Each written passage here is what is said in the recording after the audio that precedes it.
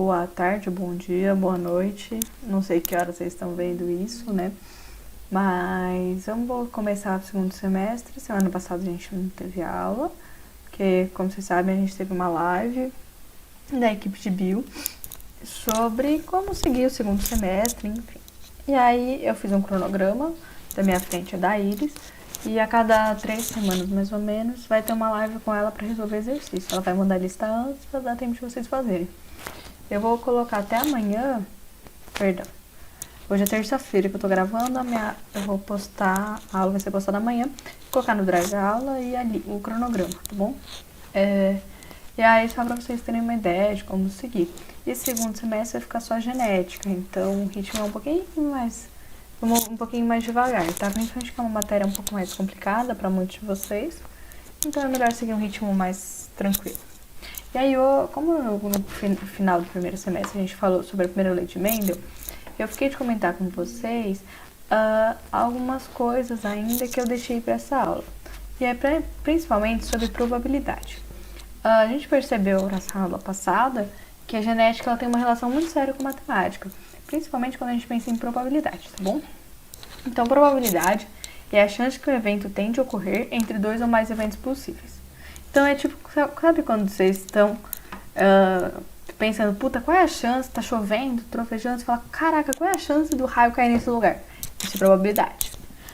Ou, você encontrou aquela pessoa, seu crush, na rua, se bem que a gente tem que ficar em casa, mas sei lá, você sai pra ir no mercado, você nunca sai, você sai e aí você dá de cara com seu crush. Qual é a probabilidade disso? Qual é a chance? É isso. E aí vamos lá, eventos aleatórios. Eventos como obter cara ao lançar uma moeda, sortear a carta As de um baralho ou obter a face 6 quando rola um dado, são denominados eventos aleatórios, porque cada um deles tem a mesma chance de ocorrer em relação aos seus respectivos. Tipo, se eu jogar um dado, eu tenho a mesma chance de tirar a face 6 quanto a face 5, 3, whatever. E aí temos eventos independentes, que é uma coisa que rola na genética. Quando a ocorrência de um evento não afeta a probabilidade de ocorrência de um outro. Fala-se em eventos independentes. Por exemplo, ao lançar várias moedas ao mesmo tempo, ou uma mesma moeda várias vezes consecutivas, um resultado não interfere nos outros. Por exemplo, se eu pegar um baralho, aí eu embaralho, tiro uma carta, tiro o As. E eu não devolvo essa carta pro baralho, a próxima vez que eu for embaralhar, vocês concordam que eu tenho uma chance maior de tirar as outras cartas? Porque tem uma carta a menos, então você aumenta a sua chance. E aí, só que se eu devolver o As, é um evento independente. Por isso, cada resultado é um evento independente do outro. Aqui é a nossa moeda. E aí, quando a gente pensa na genética, a gente tem duas regrinhas. A regra do E e a regra do OU, tá? A regra do E é a probabilidade de 2 ou mais eventos ocorrerem conjuntamente é igual ao produto das probabilidades de ocorrerem separadamente. Este princípio é conhecido popularmente como a regra do E, pois corresponde à pergunta: qual a probabilidade de ocorrer um evento e outro simultaneamente? Por exemplo, se eu jogar a moeda 2 vezes, qual a probabilidade de quando eu jogar obter 2 vezes a face do cara? Entendeu? Faz sentido. Porque, são 2 eventos independentes, eu quero saber, eu preciso que eles aconteçam juntos. Não adianta eu lançar 2 vezes a moeda, uma sai cara ou coroa. Não é o que eu tô afim. Então, eu preciso calcular cada vez, e aí é o produto, ou seja, eu multiplico. E aí temos a regra do OU, que é a ocorrência de 2 eventos que se excluem mutuamente é igual à soma das probabilidades que cada evento ocorre. Esse princípio é conhecido popularmente como regra do OU, pois corresponde à pergunta de qual é a probabilidade de ocorrer um evento ou outro. Basicamente, você é aquela pessoa que você está indecisa. Eu quero comer um Big Mac ou um Whopper? Tanto faz, você só quer comer um hambúrguer de uma rede de fast food. Agora é diferente você falar, nossa, eu quero comer um Big Mac e um Whopper, ou quero comer um Big Mac e batata, ou milkshake, entendeu? Tudo depende, se você quer tudo ou você se contenta com um pouco, tá? E é basicamente, para calcular, o exemplo é para calcular a probabilidade de obter a face 1 ou a face 6 no lançamento de dado, basta somar as probabilidades de cada um. Para a face 1 eu tenho 1/6, e para a face 6 1/6. 1/6 mais 1/6, 2/6 ou 1/3. É isso, gente. E aí essa aula é basicamente como colocar esse conhecimento em prática. Qual é a probabilidade de um casal heterozigoto para albinismo ter um filho menino ou albino? Eles querem ter uma criança. De preferência, ou que não é preferência, whatever, eles querem saber qual é a chance deles ser um menino ou albino. Qual que é um dos dois está valendo.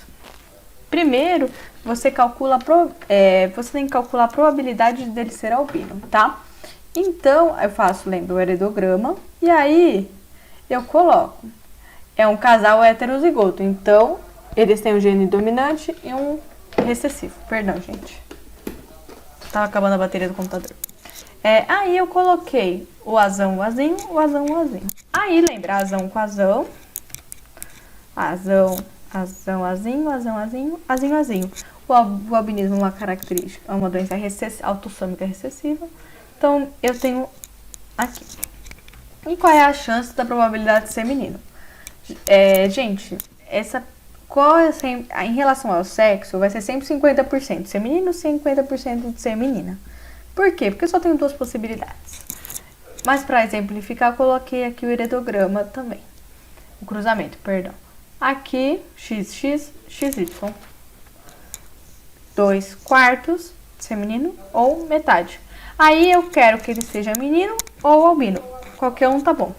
Eu vou fazer o quê? Vou somar 1/4 mais metade, ou seja, ele tem 1/4 de chance de ser albino, aqui 1 de 4, e metade de ser menino. Então esse casal tem uma chance de 3/4 de ter um filho menino ou albino. Agora, gente, a pergunta muda. Um homem e uma mulher possuem pigmentação normal. Aqui é um enunciado um pouco mais elaborado.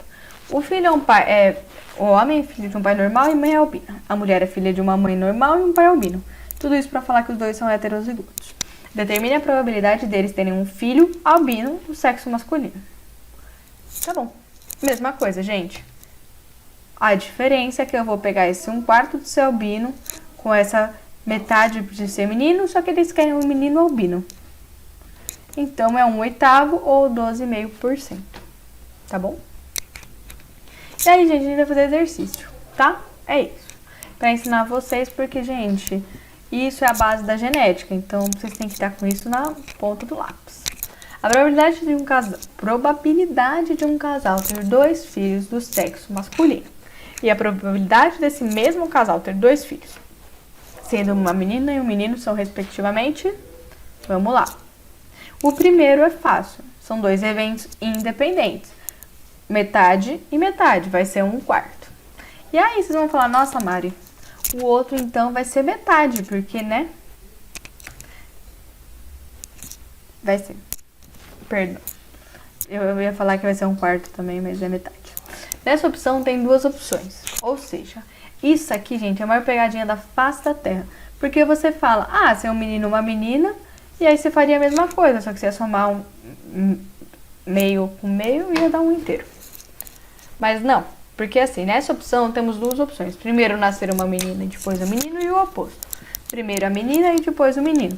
Então, tipo, se no primeiro nascer um menino, obrigatoriamente na próxima tem que ser uma menina.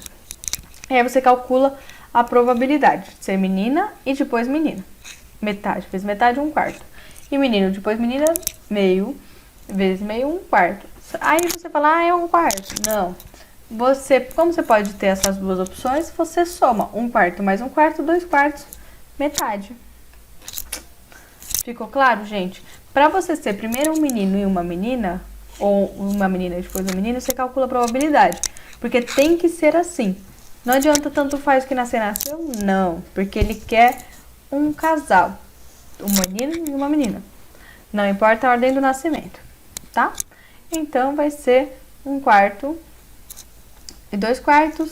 Como são dois eventos diferentes, você soma.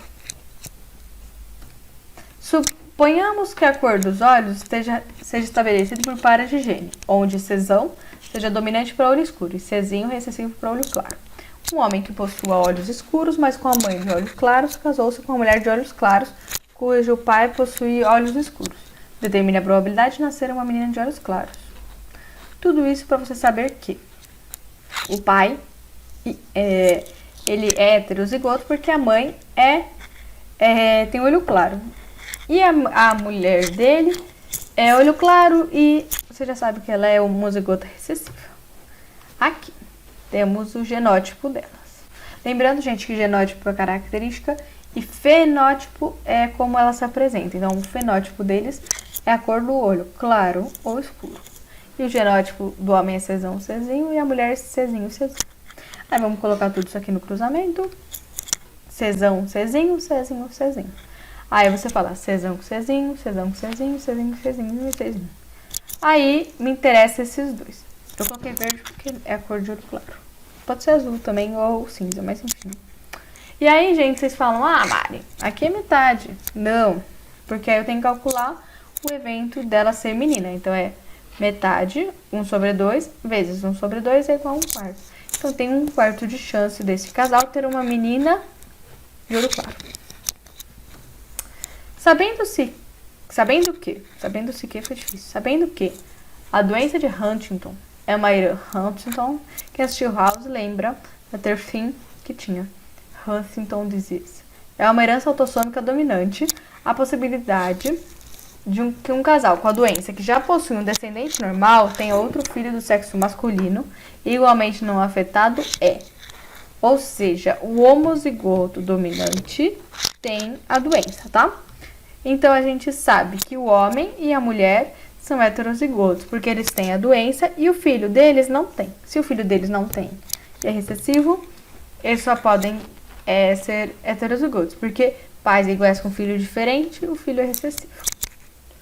E aí, gente, aquele velho cruzamento padrão, que é 1/4, tá?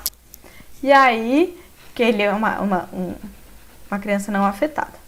Aí você vai fazer, a chance dele ser menino é metade, vezes 1/4, 1/8, você corre para o abraço, letra C. 4.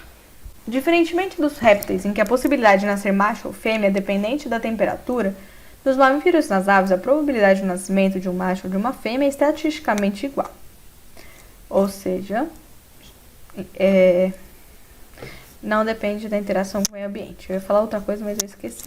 A probabilidade de um casal de mamíferos terem uma ninhada 6 filhotes com o mesmo sexo é... Mesma coisa, gente. Todos serem fêmeas. Meio, vezes meio, vezes meio, vezes meio, vezes meio. 1,64.